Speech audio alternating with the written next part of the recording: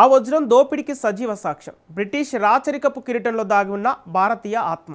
శతాబ్దాలు గడిచినా, సామ్రాజ్యాలు కూలిపోయినా ఎప్పటికీ ఆ ఒక్క వజ్రం మాత్రం వలస గుప్పిట్లోనే ఉండిపోయింది. ఎన్నో యుద్ధాలు, అధికార మార్పుల మధ్య నలిగిన ఆ వజ్రం మరేదో కాదు, కోహినూర్. ది కేవలం 105 క్యారెట్ల రాయి మాత్రమే కాదు, ఒక జాతి నుంచి దొంగిలించిన సాంస్కృతిక వారసత్వం. అపురూప వజ్రాన్ని బలవంతంగా దోచుకొని చట్టబద్ధంగా తీసుకున్నామని బ్రిటన్ బుకాయిస్తోంది. తాజాగా న్యూయార్క్ సిటీ మేయర్ చేసిన వ్యాఖ్యలతో ఈ భారతీయ వజ్రంపై మళ్ళీ చర్చ మొదలైంది. అసలు ఆంధ్రగడ్డపై పుట్టిన ఈ వజ్రం లండన్ చెరువులోకి ఎలా వెళ్ళింది? 10 ఏళ్ల పసివాడిని ఎలా మాయ చేసి చారిత్రక వజ్రాన్ని బ్రిటన్ కొట్టేసింది? కోహినూర్ను తిరిగి ఇవ్వటానికి బ్రిటన్ ఎందుకు భయపడుతుంది? Watch the story. కోహినూరు వజ్రంపై బ్రిటన్ సర్కార్ ఏమంటోంది? అపురూప వజ్రం మన గడ్డకు వచ్చేది ఎప్పుడు? 17వ శతాబ్దంలో బ్రిటిషర్లు దోపిడీ దొంగల్లో వ్యవహరించారు. భారత్లోకి చొరబడి తమది కాని సంపదను కొల్లగొట్టారు. పైగా దానికి చట్టబద్ధత అనే ముసుగు వేశారు. వలస పాలనలో భారత్ నుంచి దోచుకున్న అనేక అపురూప సంపదల్లో ఇప్పటికీ బ్రిటన్ రాజకిరీటంలో మెరుస్తున్నది ఓ వజ్రం. అదేంటో ఇప్పటికి అర్థమయ్యే ఉంటుంది. అదే కోహినూర్.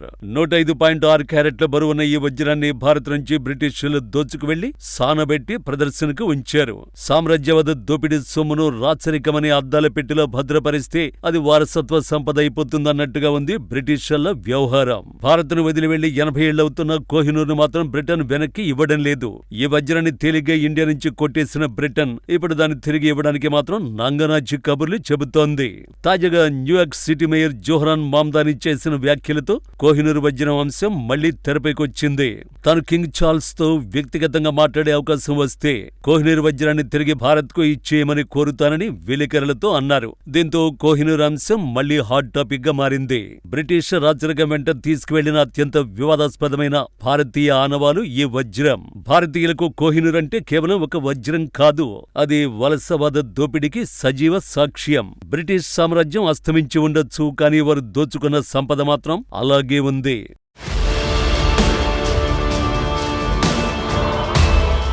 కోహినూర్ వజ్రానికి సుదీర్ఘ చరిత్రే ఉంది. శతాబ్దాల క్రితం ఆంధ్రప్రదేశ్లోని గోల్కొండ గనుల్లో ఈ వజ్రం లభ్యమైంది.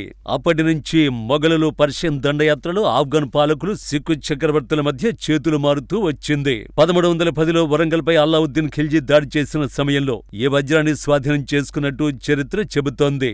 ఓరుగల్లు రాజ్యంలోని ఓ హిందూ దేవాలయంలోని విగ్రహానికి కన్నుగా ఈ వజ్రాన్ని అమర్చినట్టు చరిత్ర వివరిస్తోంది. అది తర్వాత ఢిల్లీ సుల్తానుల వశమైంది. 1526లో ఇబ్రహీం లోడీని ఓడించిన మొఘల్ స్థాపకుడు బాబర్ ఈ వజ్రాన్ని దక్కించుకున్నాడు. ఈ విషయాన్ని బాబర్ నామాలో ప్రస్తావించాడు. 1620లో బాబర్ మునిమనవడు షాజహాన్ అత్యంత విలాసవంతమైన మయూర సింహాసనాన్ని తయారు చేయించాడు. అనేక అపురూప మణులతో పాటు కోహినూర్ను కూడా ఆ సింహాసనంలోనే పొందుపరిచాడు. 1739లో భారత్పై పర్షియన్ పాలకుడు నాదిర్ షా దాడి చేశాడు. ఆ సమయంలో షాజహాన్ మయూర సింహాసనంతో పాటు కోహినూర్ను కూడా దోచుకున్నాడు. ఆ తర్వాత మరెన్నో సామ్రాజ్యాలను దాటుకుంటూ 1813లో సిక్కు పాలకుడు మహారాజా రంజిత్ సింగ్ వద్దకు ఈ వజ్రం చేరింది. అయితే 1849లో పంజాబ్ ఆక్రమణ తర్వాత ఈస్ట్ ఇండియా కంపెనీ కన్ను ఈ వజ్రంపై పడింది. కేవలం 10 ఏళ్ల వయసున్న మహారాజా దులీప్ సింగ్ తో బలవంతంగా లాహోర్ ఒప్పందంపై ఈస్ట్ ఇండియా కంపెనీ సంతకం చేయించింది.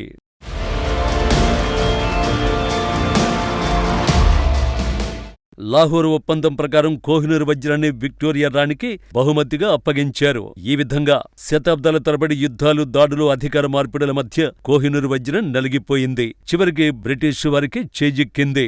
ఇప్పుడు ఆ వజ్రాన్ని తమకు అప్పగించమని బ్రిటన్ అడిగితే అది చట్టబద్ధమైన బదిలీగా చెబుతుంది. వలసవాద చెరలో ఉన్న ఒక చిన్న బిడ్డతో బలవంతంగా తన రాజ్యాన్ని రాసిచ్చేలా చేయడాన్ని వారు కేవలం పేపర్ వర్క్గా పరిగణించడం విడ్డూరం. ఆ తర్వాత ఈ వజ్రాన్ని బ్రిటన్ కు తరలించి మరింత మెరుపు కోసం తిరిగి సానబెట్టారు. బహుశా అప్పటికీ అది తగినంతగా మెరవడం లేదని భావించి ఉండొచ్చు. అప్పటి నుంచి కోహినూర్ బ్రిటిష్ రాచరికపు చిహ్నంగా మారిపోయింది.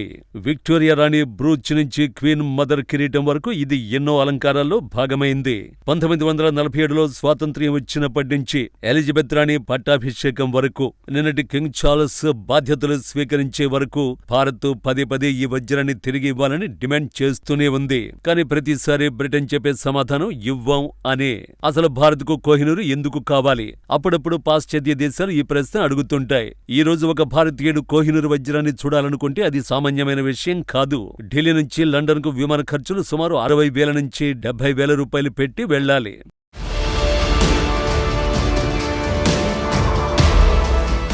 టవర్ ఆఫ్ లండన్ ప్రవేశ రుసుము మరో 3,500 రూపాయలతో సహా వేలలో చెల్లించి తమ వారసత్వ సంపదను చూడాల్సి వస్తోంది. గతంలో ఓసారి కోహినూరుపై బ్రిటన్ మాజీ ప్రధాని డేవిడ్ కామరూన్ స్పందించాడు. తాము దోచుకున్న వస్తువులను తిరిగి ఇవ్వడం మొదలు పెడితే బ్రిటిష్ మ్యూజియం మొత్తం ఖాళీ అయిపోతుందన్నాడు. అంటే వారి మ్యూజియంలో ఉన్న అద్భుత కళాఖండాలన్నీ దోచుకున్నవేనని కామరూన్ పరోక్షంగా అంగీకరించాడు. బ్రిటిష్ సామ్రాజ్యం తనను తాను సమర్థించుకోవడానికి చేసిన అత్యంత నిజాయితీ ప్రయత్నమే ఇదే కావచ్చు. ఎందుకంటే దశాబ్దాలుగా మనం చెబుతున్న నిజాన్ని ఈ ఒక్క ప్రకటనతో బ్రిటన్ అంగీకరించింది.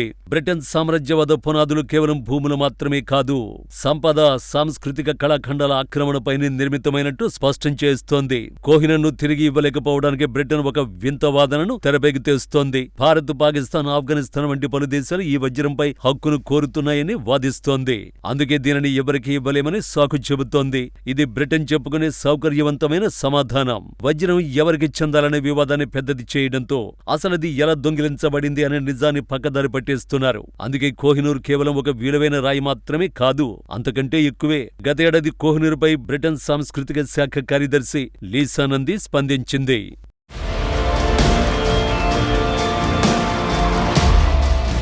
కోహినూర్తో సహా చారిత్రక కళాఖండాల విషయంలో పరస్పర లబ్ధి చేకూరేలా భారత్తో చర్చలు జరుపుతున్నట్టు లీసా నంది తెలిపారు. అయితే భారత సంతతికి చెందిన న్యూయార్క్ మేయర్ ఈ అంశాన్ని మళ్లీ ప్రస్తావించే వరకు ఆ చర్చలో ఎలాంటి పురోగతి లేదు. కోహినూరు వివాదం ఎందుకు సద్దుమణగడం లేదని అడిగితే ఏ భారతీయుడైనా చెప్పే సమాధానం ఒక్కటే, ఇది ఒక వజ్రం గురించి కాదు, బ్రిటన్ అపహరించిన మన సాంస్కృతిక వారసత్వ సంపద గురించి. ప్రస్తుతం ఈ వజ్రం టవర్ ఆఫ్ లండన్లోని బ్రిటిష్ రాజకిరీటంలో భాగంగానే ఉంది. కానీ ప్రపంచవ్యాప్తంగా ఒత్తిడి పెరుగుతున్న వేళ తన ఇమేజ్ను మార్చుకోవడానికి ప్రయత్నిస్తున్న బ్రిటిష్ రాజరికానికి ఒక కొత్త సవాలు ఎదురవుతోంది. కోహినూర్ను తిరిగి ఇవ్వడం కంటే అది ఇంకా తమ వద్దే ఎందుకుందో ప్రపంచానికి వివరణ ఇచ్చుకోవడమే భారంగా మారనుంది.